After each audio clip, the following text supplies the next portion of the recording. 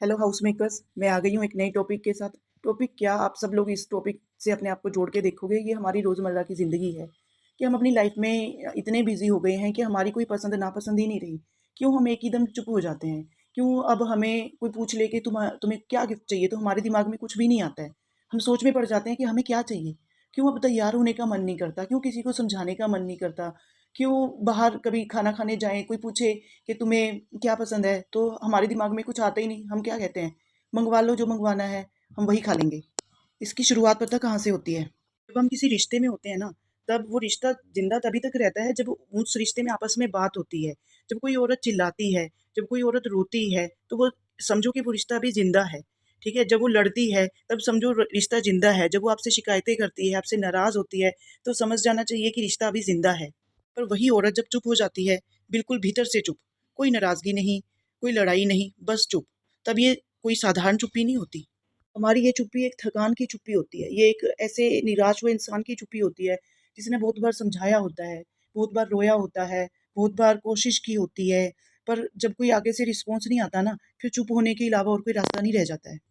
हर एक औरत की, चाहे उसका हस्बैंड है, चाहे उसका भाई है, चाहे उसका बेटा है, जब वो उसको समझाती है, बार बार समझाएगी, अपनी इच्छाएं बताएगी और कुछ मांगेगी, रोएगी, लेकिन जब उसकी वो इच्छाएं पूरी नहीं होती, फिर वो चुप हो जाती है।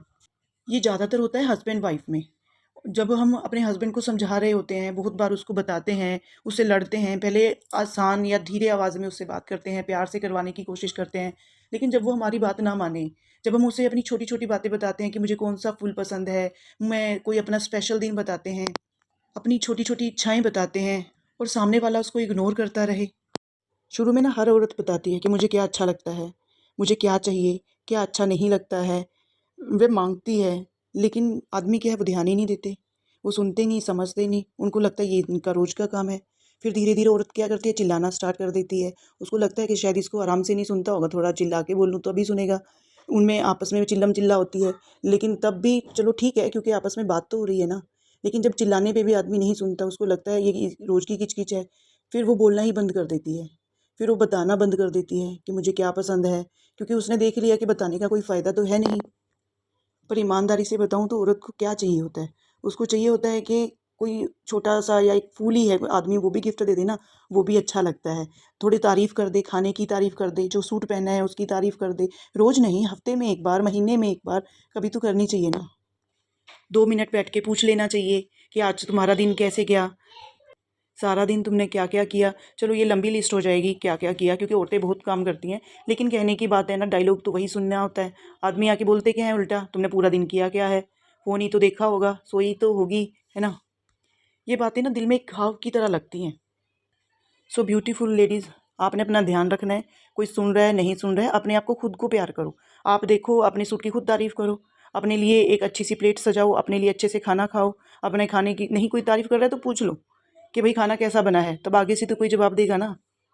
और कोई आपको देख के खुश हो रहा है चाहे नहीं हो रहा है, अपने आप को देख के खुश हो जाओ। एक बार शीशे में खड़े होके अपने आप को देखो तो सही, कितना सुंदर बनाया है भगवान ने आपको, है ना? और किसी और के लिए अपने आप को ऐसे चुप नहीं करना है।